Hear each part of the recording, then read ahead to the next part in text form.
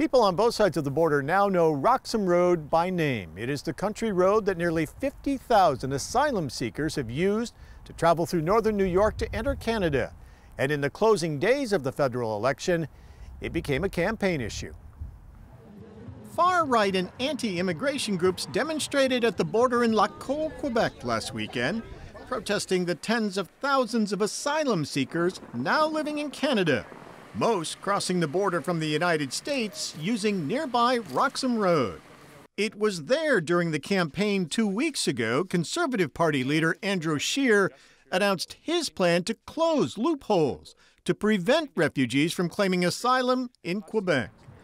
Separated by dozens of police officers, a group of pro-refugee advocates held a counter-demonstration over the weekend, saying the asylum seekers should be welcomed into Canada. And Canada is a safe country. We could really open our doors and open our hearts to them. Politicians and the people who are demonstrating would say that Canada has lost control of its borders, that this is somehow an invasion. It's laughable to call this an invasion. We go to Roxham Road every week. What we see is the orderly, calm entrance of vulnerable, scared people. In the next few weeks, the Safe Third Country Agreement with the U.S. that allows Canada to turn back asylum seekers who arrive at official ports of entry, like the Lacolle Border Crossing, will be challenged in court. Wendy Ayotte with the group Bridges Not Borders is hopeful the treaty that's been in place since 2002 will be revoked. We want to see Roxham Road kept open because it's a crucial avenue for people to cross irregularly into Canada with safety. If the government were to shut down Roxham Road, that would really be disastrous because it would mean there would be, we would see an uptake in smuggling activities, bringing desperate people into Canada, or individuals striking out on their own through the woods, trying to enter into Canada. And we've seen people who've died at the border, people who've lost fingers and toes to frostbite, or almost died of hypothermia. And we're really concerned that that's exactly what we would see happening here if Roxham Road was shut down. Our preference would be for the Safe Third Country Agreement with the United States to be revoked, because that's the driver for people coming through Roxham Road.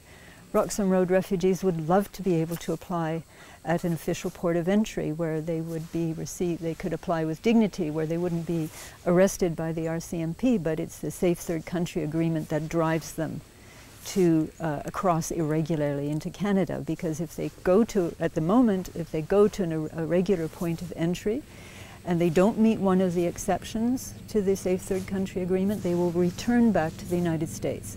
And we most emphatically believe that the United States is not a safe country for asylum seekers. Ayotte is one of a handful of sympathetic and dedicated volunteers who have been coming to Roxham Road for more than 2 years, in hopes of helping the refugees seeking asylum. It's an important part of our work because it allows us to be in direct contact with asylum seekers, allows to meet them, to show them a welcoming face to Canada. Once a week, Wendy joins Janet McFetridge, who lives on the U.S. side of the border in Champlain, New York, at the end of Roxham Road, waiting for the steady stream of taxicabs carrying the asylum seekers on the final leg of their journey to Canada. The volunteers offer drinks in the summer, warm clothes in the winter, stuffed animals for the kids, and most importantly, words of encouragement. On this day, Janet is joined by fellow volunteer Carol Slatkin and a visitor who knows what the asylum seekers are going through. Jairo Vargas, who is originally from Costa Rica, is now a U.S. citizen and veteran.